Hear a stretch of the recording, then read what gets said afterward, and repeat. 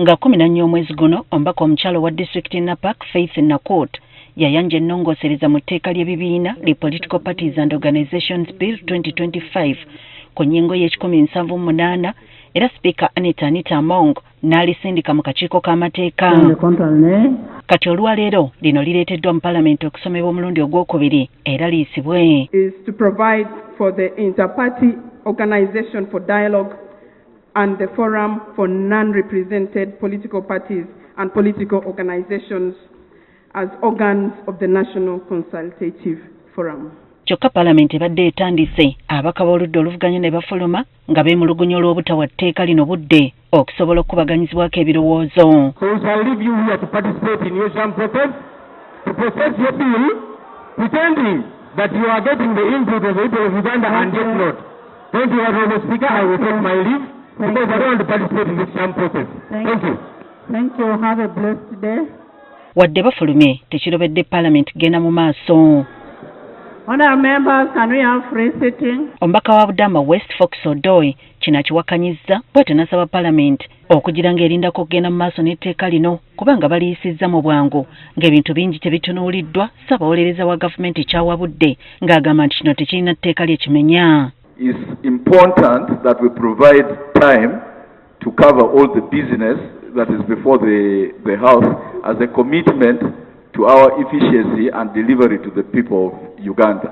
Right, Honourable Speaker and Honourable colleagues, Rule 214 is not one of those rules that this House cannot suspend. So if it so pleases the House is at liberty to act in accordance with the rules. Kyokka Jonathan Odul omubaka w'Erute South wakati mu kuwabulwa ka ssaabawolereza wa gavumenti kino akisimbidde kkuuli. I just invite you on that particular matter that motion cannot stand unless the 3 days have expired and that report has been laid. Ssentebe w'akakiiko k'amateeka ku Paalamenti Stephen Baker Mugabi ategeezezza ng'akakiiko bwe kayise mu mitendera emituufu egirina okuyitibwamu.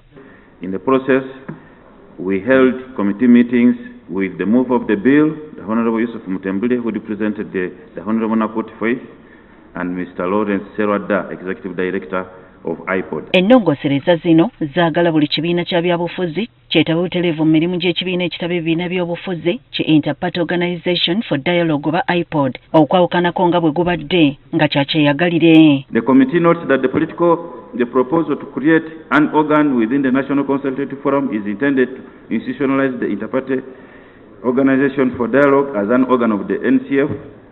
The Inter-Party Organization for Dialogue Uganda is a legal entity incorporated in 2021. Ya lipoota y'abatono ewakanyizza ennongoosereza zino ezisomeddwa Jonathan Odul ng'agamba nti ennongoosereza zino zimenya mateeka nga n'ekirala tebeebuuzizza ku bantu nga ziyisibwa. The bill interferes with both the constitutional and statutory mandates of Parliament, Cabinet, Electoral Commission, National Youth Council, National Women's Council, and potentially amend by infection several acts of Parliament which will likely plunge government into conflicts and confusion.